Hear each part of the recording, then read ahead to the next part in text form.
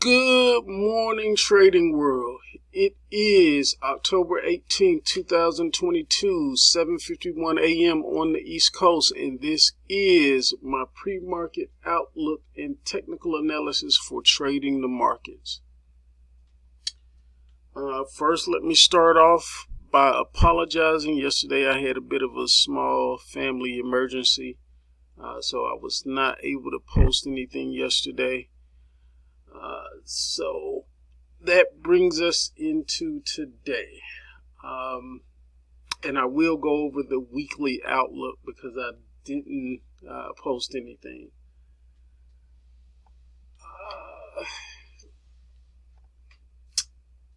The title for today's outlook is "As the Short Covering Loses Steam, Can Bank Earnings Keep It Going?" Bank of America sure did its part yesterday to push the markets up. Today, Goldman Sachs and Truist are among the earnings watch for today, coming out pre-market, and then there's some smaller banks or lesser known banks that'll be throughout the day as well. Banks should do well in this rising rate environment, at least over the short term. A quick look at large orders in the SPY in the last 24 hours are possibly aligned to the downside. So let me bring up the time and sale so that we can kind of look at those orders. And you kind of have to use your imagination to kind of see the rhyme and reason for the orders.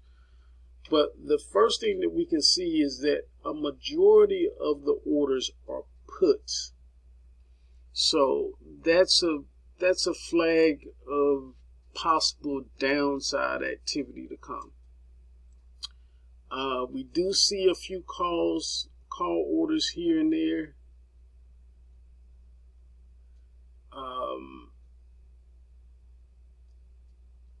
But for the most part, the biggest orders are on the put side. Now, what does stick out to me is that we do have some put spreads, and this could possibly be a bull put spread. Let me see here, because we got a couple spreads.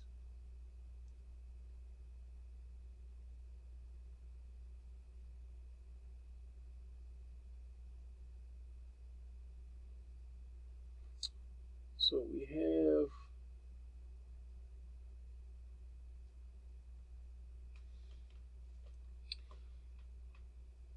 have to look at it kind of judiciously, because we don't know for sure what the order is, whether it's a bull put spread or a bear put spread out of the money looking for more downside activity. So that we kind of have to look at the case from either way.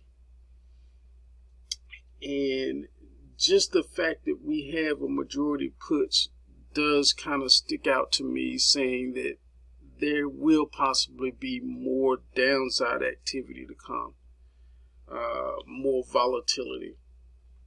So that's just the main thing that I pick out from looking at the order sales and seeing the large orders and where they are directed towards.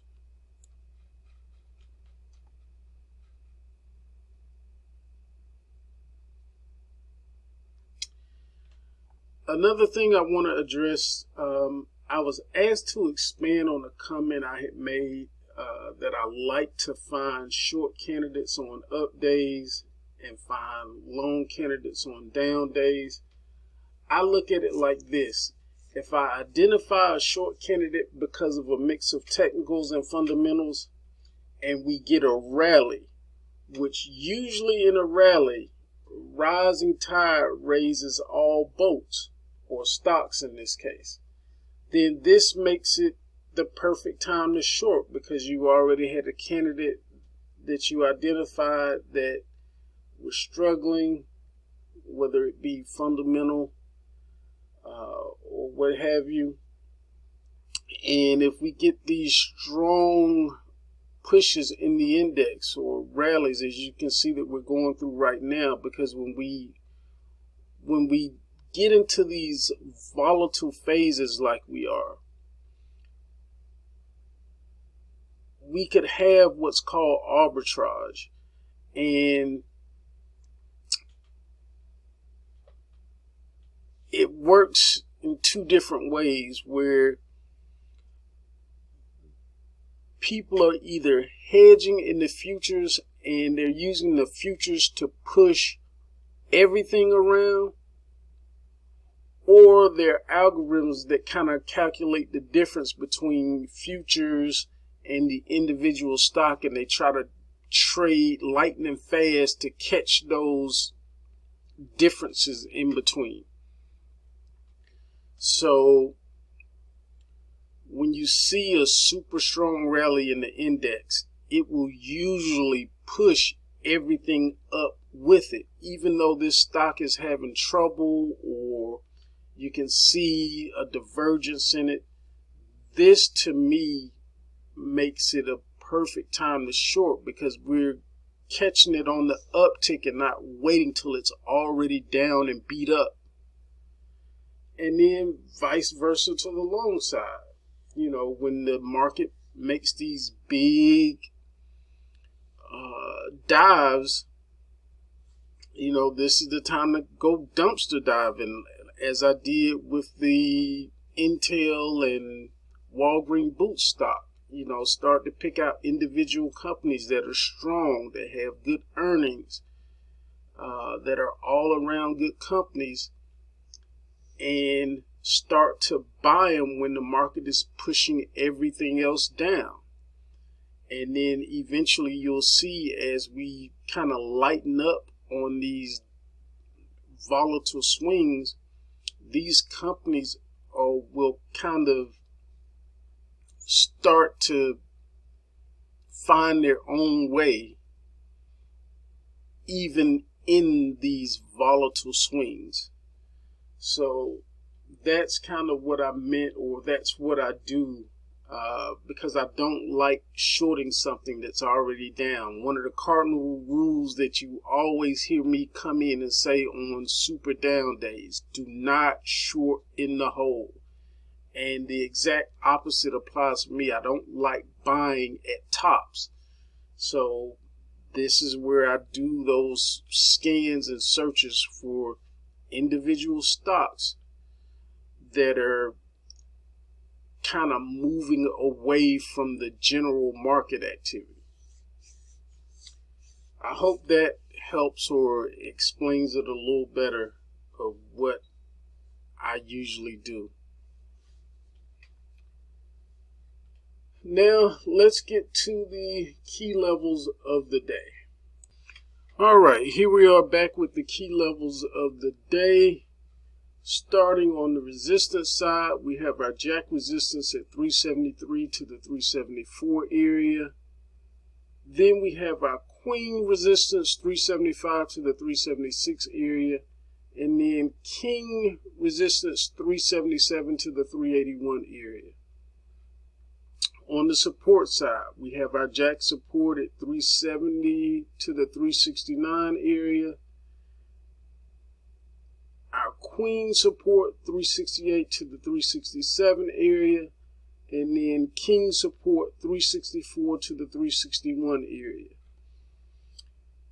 These highlighted areas are kind of specific areas of supply and demand, where either buyers can turn to sellers, or sellers can turn to buyers, and buyers can turn to sellers. So you want to be careful in these shaded areas, because this has been known, there's a lot of supply and demand in that area where things can kind of change up.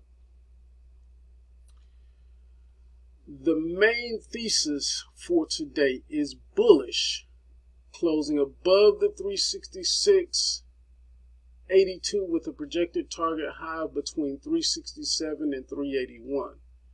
Our alternate thesis is bearish, closing below the 366.82 with a projected target low of between 366 and 364.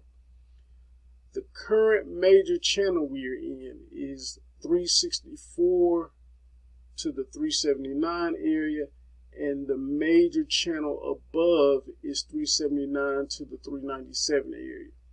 We do have harmony between the technical side, which is bullish, and the quant side, which is also bullish today. We have ripped upwards through order flow, so consolidation and a pullback seem close to happening. Let me get the weekly stats for us. All right, the weekly outlook is bullish, closing above the 357.63 with a possible retracement of 361, in which we've likely already had at least once. And as a reminder, the monthly outlook is bullish as well, with a possible retracement up near 394. So those are the more midterm outlooks, or a little further out. And with that brings us into the scenarios of the day. All right, here we are with the first and most probable scenario of the day, which is going to be our rounded reversal day type structure. We get a continued push higher off the cash open toward the Jack or Queen resistance area, find midday chop around either the Queen or King resistance before spending the same energy we used going up to go back down the second half of the day. We usually have a vice versa alert on that, but I'm not going to stress that too much today. It is in the works. I guess due to demand, I'm going to try to put together a class set about the different day types and distinguishing those different day types and how it helps me with trade. So that is in the works. Hopefully I will be able to bring that out soon. Let's get to the next scenario.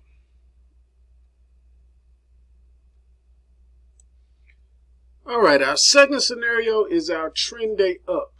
We open gap up and start with a fade back toward the previous close represented by the blue line. We find support on or before that previous close, and that's where we begin our uptrend of the day, or better known as the golden window, the best time to trade. We find midday chop around either the possible Queen or King resistance area, and from there usually we start off the second half of the day with a head fake, looking to continue the primary trend of the morning, but at some point we'll get more times than not, we'll get some type of retrace into the close. So that's our trend day up. All right, and our least likely scenario of the day is going to be our range day structure. We could have an initial pop up and then chop back and forth and eventually have some type of drop, which takes us down and closing below that previous close, and then kind of start to make our way back up and somehow close mildly higher on the day. So that's our range day structure.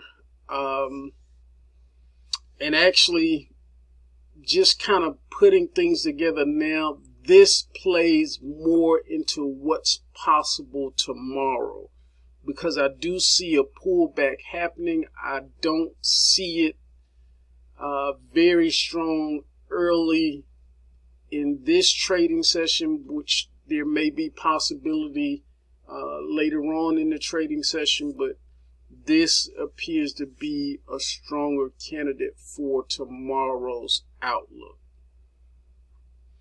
So that's what I'll be preparing for today.